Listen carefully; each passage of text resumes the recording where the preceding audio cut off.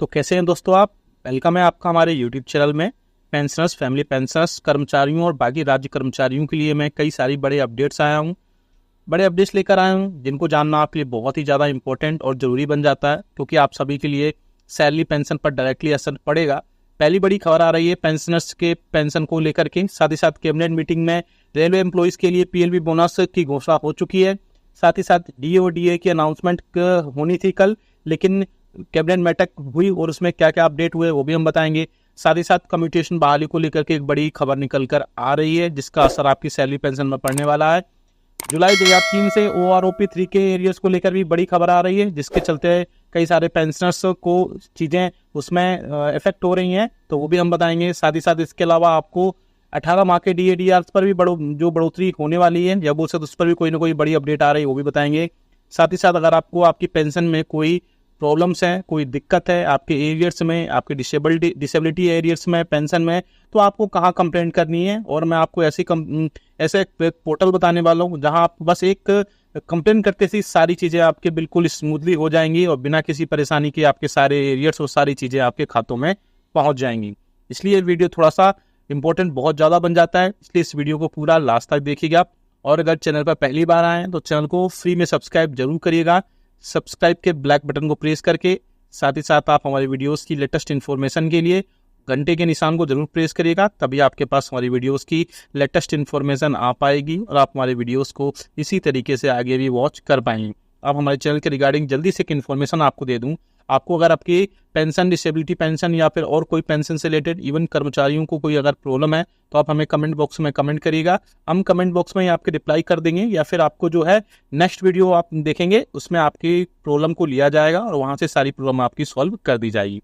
तो चलिए पहली बड़ी खबर की तरफ लेकर चलते हैं। जी हाँ दोस्तों, कल एक बड़ी कैबिनेट बैठक होनी थी और कैबिनेट बैठक हुई भी, जिसमें DA और DR की अनाउंसमेंट देखने को मिल सकती थी, लेकिन फाइनली DA और DR की अनाउंसमेंट देखने को नहीं मिली। तो पहले तो मैं बताऊंगा कब अनाउंसमेंट होगी। साथ ही साथ उस कैबिनेट बैठक में DA और DR की अनाउंसमेंट नहीं हुई, लेकिन और अदर अनाउंसमेंट हुई जिनका असर कर्मचारियों और पेंशनर्स पर पड़ेगा। तो पहली चीज, अब जो अनाउंसमेंट होगी वो थोड़ा सा डिले हो गई है। पिछले ईयर में भी काफी जल्दी अनाउंसमेंट कर दी गई थी, अक्टूबर के पहले वीक में ही, लेकिन इस बार डिले हो रहा है। इसका मतलब ये नहीं कि आपको अक्टूबर की सैलरी में आपको नहीं मिलेगी DA और DR, आपको अक्टूबर की सैलरी में ही दी जाएगी। लेकिन अब कब मिलेगी, नेक्स्ट वीक में एक फिर से कैबिनेट बैठक रखी गई है, जिसमें मोस्ट प्रोबेबली चांसेस है कि आपके 3% महंगाई भत्ते और महंगाई राहत की अनाउंसमेंट कर दी जाएगी। साथ ही साथ आपको जुलाई, अगस्त और सितंबर मंथ का एरियर्स भी प्रोवाइड कराया जाएगा। अब बात करते हैं उस कैबिनेट बैठक में आखिर क्या हुआ।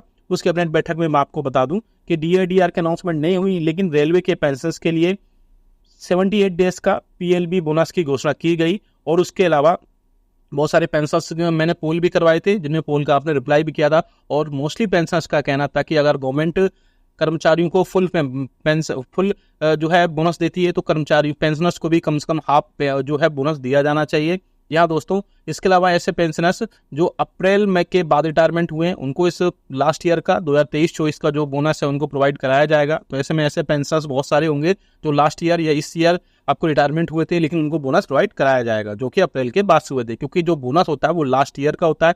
तो जो बोनस अभी प्रोवाइड कराया जा रहा है वो 2023 और 2024 का था, यानी 2023 और 24 का है, तो उनको इस बार प्रोवाइड कराया जाएगा। तो आप हमें पोल करेंगे, हम पोल फिर से आप रिप्लाई करेगा, क्योंकि पोल करने से काफ़ी ज़्यादा, और पोल का आप वोट जरूर कीजिएगा, क्योंकि इससे बहुत ज़्यादा पेंशनर्स को जो है देखने को मिलता है कि क्या वो पेंशनर्स कितने एग्री हैं, कई सारी चीज़ें इससे देखने को भी मिलती हैं।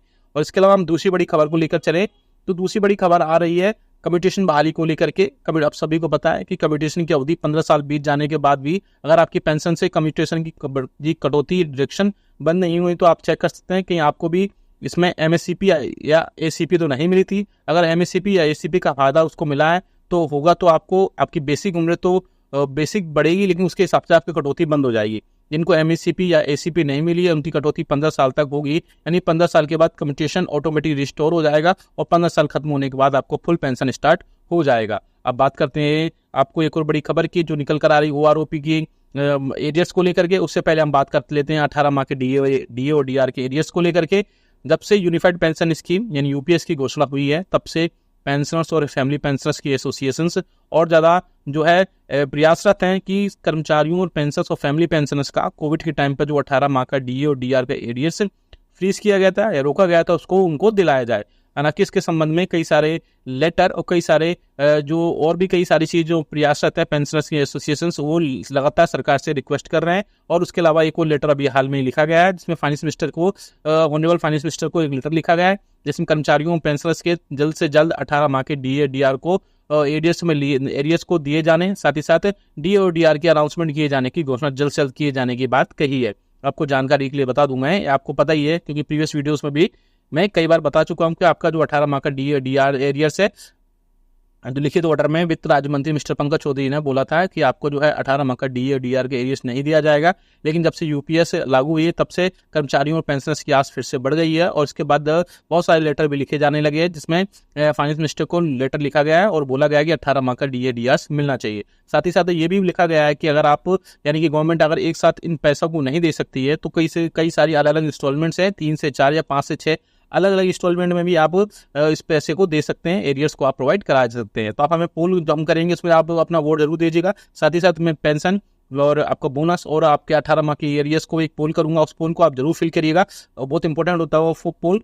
साथ ही साथ इसके अलावा बात करते हैं OROP के बढ़ोतरी को लेकर के 1 जनवरी 2024 से OROP 3 का फायदा डिफेंस के पेंशन धारकों को मिल रहा है। आपको जानकारी के लिए बता दूं, डिफेंस के पेंशन धारकों की पेंशन में हर 5 साल में रिवीजन किया जाना होता है।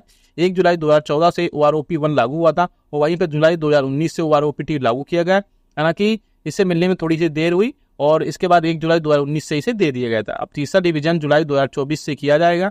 इसके अलावा आपको अगर आप चाहते हैं कि आपको OROP में कितना आपको बढ़ोतरी हुई है या आगे OROP जो आएंगे उसमें कितनी बढ़ोतरी हुई है, तो हम आपको एक टेबल दे देंगे। उसके लिए आप कमेंट बॉक्स में यस कर दीजिएगा और उस टेबल के माध्यम से आपको अपनी देख पाएंगे कितनी प्रतिशत आपकी, मैं बोल सकते हैं कितनी आपकी टेबल में देखेंगे कि आपकी सारी रैंक के हिसाब से कितनी पेंशन में बढ़ोतरी हुई है। इसके अलावा और भी कई सारी बड़े अपडेट्स मैं आपको दे देता हूँ जिसमें बड़ी अपडेट आ रही है फिक्स्ड मेडिकल अलाउंसेस को लेकर के। जी हाँ दोस्तों, फिक्स मेडिकल अलाउंसेस को लेकर के एक बड़ी अपडेट निकल कर आ रही है जिसमें कर्मचारियों और पेंशनर्स के लिए आपको पता है कि नॉन CGHS एरियाज में रहने वाले पेंशनर्स को 1000 रुपये उनके खाते में भेजे जाते हैं जो कि OPD मेडिसिन के खर्च के रूप में होते हैं। लेकिन उसके अलावा वहाँ पर ये सारी चीज़ें 1000 रुपये बहुत कम होते हैं और इसके बाद में 1000 रुपये के बाद में ये सारी चीज़ें होती हैं और वहाँ पर पेंशनर्स बहुत ज़्यादा असहाय में महसूस करते हैं जब 1000 रुपये उनका कुछ हो नहीं पाता है।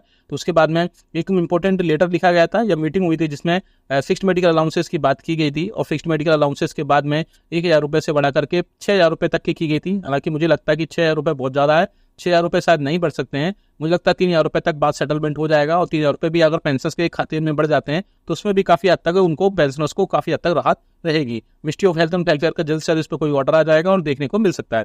इसके अलावा बात करें हम कि अभी जितनी प्रोविडेंट फंड्स हैं उनकी नई रेट्स आ गई हैं और 1 अक्टूबर 2024 से 31 दिसंबर 2024 तक की रेट जो है 7.1 रहेगी और जो रेट्स होंगी वो 1 अक्टूबर से लागू हो जाएंगी। तो आपको अगर उसके लिए आप जो भी इनमें GPF वगैरह में जो रेट्स होती है वो कंटिन्यू चेंजेस होती रहती है, उसमें 7.1% की रहेगी और ये 1 अक्टूबर 2024 से लागू भी होगा। तो मैंने एक पोल करूंगा इस वीडियो के बाद में, आप मेरे कम्युनिटी पर जाकर उस पोल को फिल जरूर करिएगा और ज़्यादा से ज़्यादा वोट करिएगा ताकि आपको उसका ज़्यादा फायदा मिल सके। आगे आने वाले दिनों में जब DA की अनाउंसमेंट होगी तो उसमें हम देखेंगे किन किन चीज़ों पर देखने को मिल सकता है। वीडियो अच्छा लगा तो लाइक करिए।